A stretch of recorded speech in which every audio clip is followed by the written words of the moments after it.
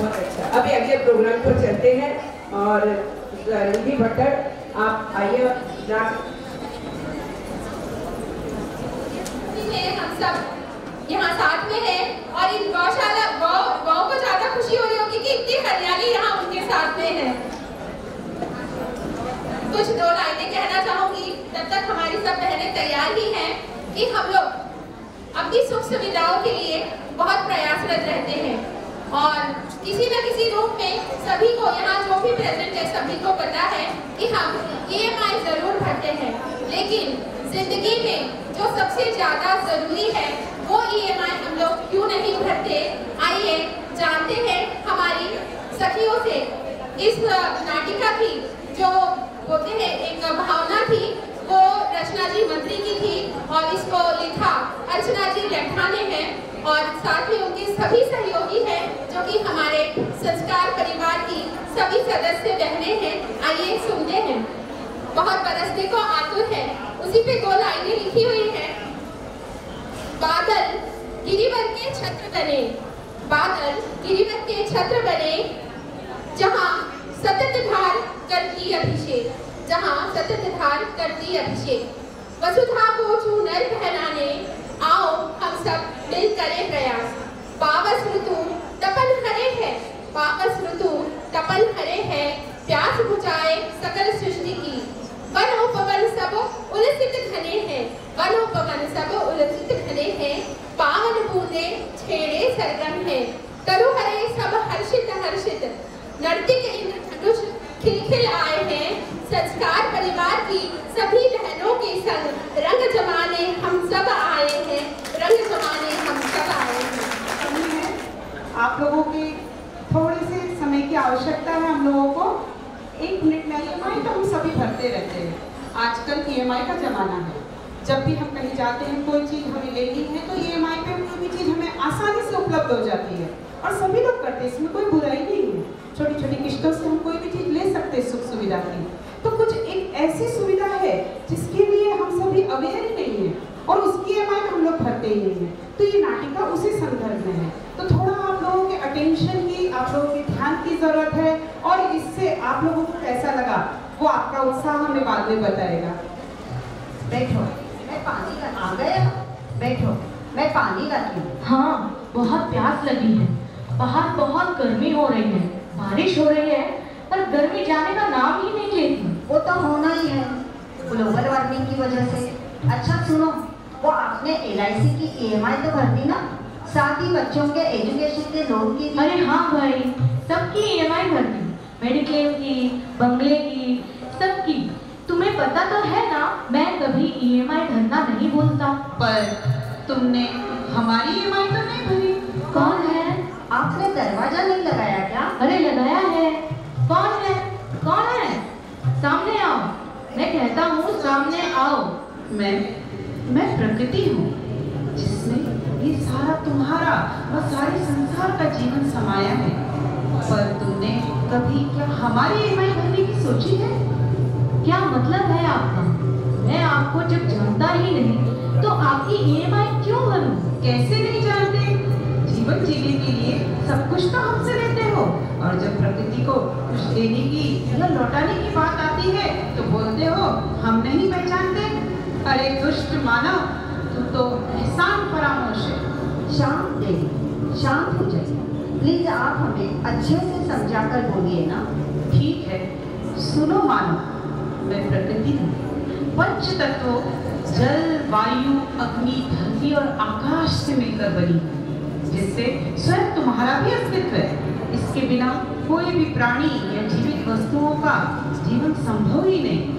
हमने सदा से तुम्हें अपना सर्वस्व फ्री में दिया, पर तुम्हें उसकी कोई परवाह नहीं। बच्चों का अपना भविष्य आर्थिक रूप से सुरक्षित रहे, इसलिए तरह तरह की योजनाओं में तुम EMI भरते हो। और तुम्हारे ये बच्चे कल ठीक से स्वस्थ जीवन जी भी पाएंगे या नहीं, उसकी कोई योजना नहीं। और उन योजनाओं की EMI कभी भरी है क्या?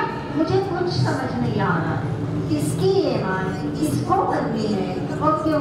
प्लीज ठीक से समझाइए। हाँ, मुझे भी समझ नहीं आ रहा। अच्छा तो चलो मैं तुम्हें बताती हूँ कि तुम्हें किस किस की EMI भरनी है। ये जल है, तुम्हें इसकी EMI क्यों भरनी है ये ही तुम्हें बताएगा। जल हूँ, मैं ही तो तुम्हारा आने वाला कल हूँ। मेरे बगैर तुम इस दुनिया में जी नहीं सकते। इस धरती पर या तुम्हारे शरीर का 70% हिस्सा मैं हूँ, पर तुम्हें मेरी कोई कदर नहीं।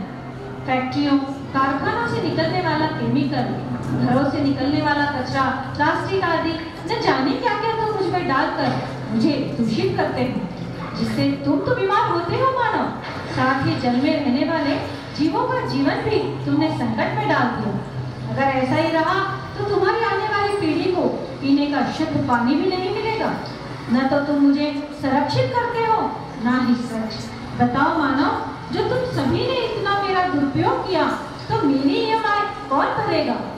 चलो अब दूसरे पंच महाभूत से तुम्हें मिलवाती हूँ, उसकी क्या समस्या है तुम उसी से सुनो। ये वायु है। जी, मैं हूँ वायु, प्राण वायु, जिसके बिना तुम मानो तो क्या संपूर्ण प्राणी एक पल भी नहीं जी सकते। पर तुम इतने मूर्ख हो कि तुमने मुझे इतना प्रदूषित कर दिया है कि अब तुम सबको श्वास की तरह तरह की बीमारियां हो रही हैं। तुम्हें सब पता है कि तुमने मुझे कैसे प्रदूषित किया है, पर भौतिक सुख सुविधाओं के आगे तुमने अपने जीवन को ही दांव पर लगा दिया है। अरे मानव, तू स्वार्थी तो है, पर इतना बेवकूफ कैसे है कि मुफ्त में मिलने वाली प्राण वायु को दूषित कर इसे स्वच्छ व शुद्ध करने के लिए प्रयत्न भी नहीं करता। बता, मेरी EMI कौन भरेगा? अब उस महाभूत से मिलो जिस पर तुम्हारा ये जीवन है। ये है धरती माँ। हाँ, मैं हूँ तुम्हारी धरती माँ, जिसे पाने की लालच में भाई भाई लड़ता है। वो माँ जो तुम्हारा पेट भरती है, तुम्हें रहने का आसरा देती है, और भी बहुत कुछ। पर तुम कलयुग के ऐसे बेटे हो जो अपनी ही माँ को छलते हो। तरह तरह के रासायनिक खाद डालकर तुमने मेरी उर्वरकता को कम कर दिया, और जहरीले रसायनों की वजह से तुम भी ऐसे फल फसल सब्जियां पा रहे हो जो कैंसर जैसी बीमारियों का कारण बन रही है। मेरे अत्यधिक खनन व दोहन से मेरी अंदर की प्लेटें हिल रही है, भूस्खलन भूकंप आ रहे हैं, फिर भी तुम चिंतित नहीं हो। ये परमाणु परीक्षण, ये युद्ध, गोला बारूद से मैं लहूलुहान हो रही हूँ, पर तुम्हें अपनी माँ की पीड़ा दिखाई कहाँ देती है? क्या तुम्हारा फर्ज नहीं बनता मेरा ध्यान रखना? क्या तुम्हारा फर्ज नहीं बनता कि तुम भी अपनी EMI भरो? देखा तुमने मानो। अब चलो प्रकृति के चतुर्थ तत्व अग्नि की ओर, जो तुम्हें बताएगा कि तुम्हारी वजह से आज क्या हो रहा है। पंच महाभूत में एक तत्व मैं भी अग्नि, जो मानव के जीवन को परोक्ष व अपरोक्ष रूप से प्रभावित करता। आपके शरीर में मेरे बिना आपका भोजन ही नहीं पच सकता। पूरे शरीर को गतिमान रखता हूँ, सारे संसार की ऊर्जा का साधन हूँ मैं। पर मानव, तुमने मेरे शीतल रूप को छोड़कर मेरे प्रचंड रूप को जगा दिया है। तुम्हारी वजह से मैं अब जंगलों में दावानल का रूप धारण कर चुका हूँ, जिससे समस्त वन्य प्रजातियों का नुकसान हो रहा है। ये जो हीट वेव कहते हो ना, वो मेरा ही दूसरा रूप है, जिसमें तुम अभी परेशान होकर घर आए हो। अरे मानव, मेरे प्रचंड रूप को इतना भी मत बढ़ा कि एक दिन ये सारा संसार ही जल जाएगा। मेरे सौम्य रूप को बरकरार रखने के लिए क्या तुम्हें EMI मिली है?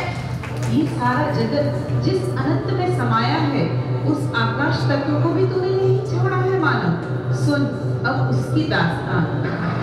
मैं आकाश हूँ, अनंत हूँ, सारा ब्रह्मांड मुझ में है। मैं तुझमें भी हूँ मानव, तेरा मस्तिष्क बनकर, तेरी त्वचा बनकर मैं सर्वत्र हूँ। पर इन सारे तत्वों को प्रदूषित कर तूने मुझे भी प्रदूषित करना प्रारंभ कर दिया है। ओजोन लेयर को प्रभावित कर तूने अपने वायुमंडल को भी प्रभावित किया, जिससे अब हानिकारक किरणें धरती पर पहुंच रही है, जो तरह तरह के रोगों का कारण है। तुम्हारे द्वारा प्रक्षेपित सैटेलाइट अडी का मलबा पूरे ब्रह्मांड में भटक रहा है। इसलिए तो बादलों का फटना, ग्लेशियरों का पिघलना प्रारंभ हो चुका है। ग्लोबल वार्मिंग जिनका तुम सब नाम लेते रहते हो, वो हम सभी तत्वों को प्रदूषित होने की वजह से ही तो बढ़ता जा रहा है।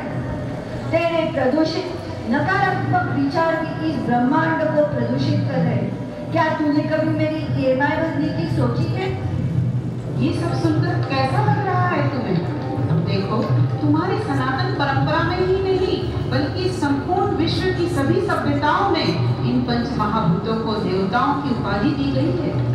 सनातन धर्म में तो धरती को माता और बाकी सभी तत्वों को देव माना गया है, जिनकी तुम नित्य उपासना करते हो। पर क्या सिर्फ देव मानने से ही तुम्हारे कर्तव्यों की कृष्णि हो गई?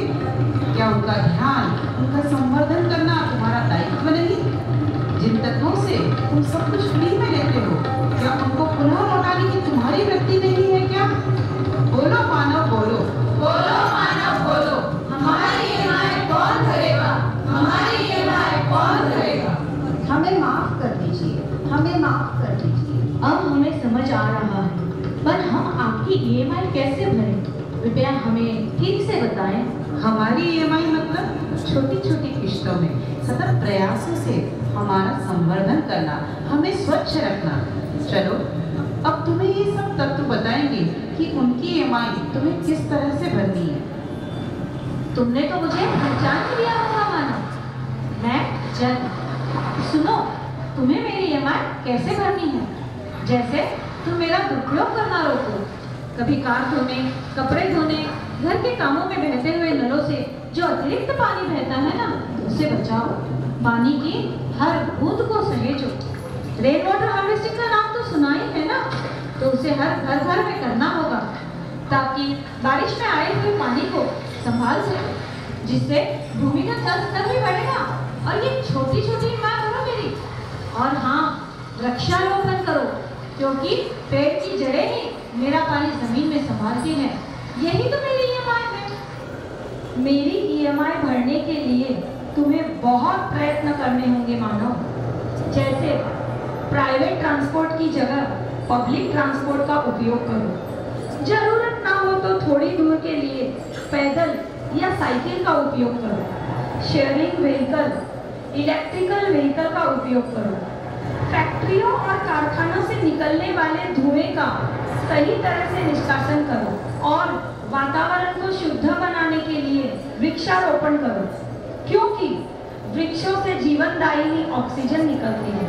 छोटी छोटी EMI सतत भरने से मैं अपने आप साफ, स्वच्छ और शुद्ध हो जाऊं। मेरा संरक्षण व संवर्धन करना बहुत आसान है मानव। रासायनिक खेती की जगह ऑर्गेनिक खेती करो। इससे मेरे अंदर विषैले रसायन नहीं होंगे, तो तुम्हें भी रासायनिक मुक्त ऑर्गेनिक फल, फसल, सब्जियां मिलेंगी।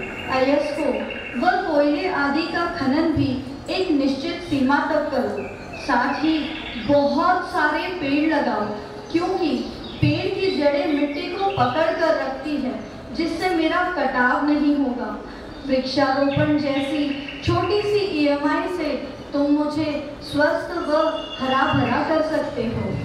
मेरा भीषण रूप देखकर तुम जान ही गए होंगे मानव, मैं हूँ अग्नि। मुझे प्रदूषण से बचाने के लिए हे मानव, तुम्हें जंगलों को लगाना और उनका संवर्धन करना होगा। तुम्हें ऊर्जा के साधनों जैसे पेट्रोल, डीजल, LPG आदि का भी उपयोग कम करना होगा और दूसरे साधन जैसे सोलर एनर्जी, ग्रीन एनर्जी को बढ़ावा देना होगा। कार्बन का कम उत्सर्जन करना होगा। पेड़, जंगल लगाने से मेरा भीषण रूप भी सौम्य हो जाएगा। इसलिए वृक्षारोपण की EMI तो मुझे भी देनी होगी मानव। देखो मानव, अगर तुमने इन 4 तत्वों को संरक्षित किया तो मैं अर्थात आकाश अपने आप संतुलित हो जाऊंगा। अगर तुमने विषाली रसायनों, वाहनों, AC व रेफ्रिजरेटर से निकली हानिकारक गैसों को सही तरीके से निष्पादन किया तो ओजोन परत अपने आप अच्छी हो जाएगी, जिससे कॉस्मिक रेज नहीं आएगी। इसके लिए पुनश्च कहता हूँ तुम्हें वृक्षारोपण की EMI को देनी ही हो। बस वृक्षारोपण की EMI, वो तो हम हर साल पर्यावरण दिवस पर करते हैं। बस करो ये ढोंग। अरे तुम मानव, वृक्षारोपण तो कर देते हो, पर बाद में उनका संवर्धन हुआ या नहीं, वे पेड़ बड़े हुए या नहीं, ये भी नहीं देखते। अगर तुमने सही से वृक्षारोपण किया होता तो हम सब अपनी EMI आज तुमसे नहीं मांग रहे होते। वृक्षों को लगाने के बाद उन्हें बड़ा करने की जवाबदारी किसकी है? इतनी चेतावनियां G20 की मीटिंगों में सब तय होने के बाद भी क्या तुम मानव सावधान हुए हो? नहीं, बल्कि तुम तो अपने भौतिक सुखों की चाह में अपने बच्चों का भविष्य भी दांव पर लगाए हुए हो। सच कह रही है आप। आज हम पंच महाभूतों की महत्ता आप सबकी वजह से समझ चुके हैं, जान चुके हैं कि केवल देवता मान लेने से या पूजा करने से हमारे कर्तव्य खत्म नहीं हो जाते, बल्कि उनका दुरुपयोग नहीं करना, उन्हें शुद्ध और स्वच्छ रखना हमारा दायित्व है। पर हमारे अकेले के समझने से या करने से क्या होगा? सच कह रही हूँ, हमारे अकेले के करने से क्या होगा? जानती हूँ, पर तुमने सुना है ना, बूंद बूंद से सागर बनता है। मैं केवल अकेले तुम्हें ही नहीं, बल्कि संपूर्ण मानव जाति को यहाँ उपस्थित सभी बहनों से पूछ रही हूँ कि हमारी EMI कौन भरेगा? बोलो मानव बोलो, हमारी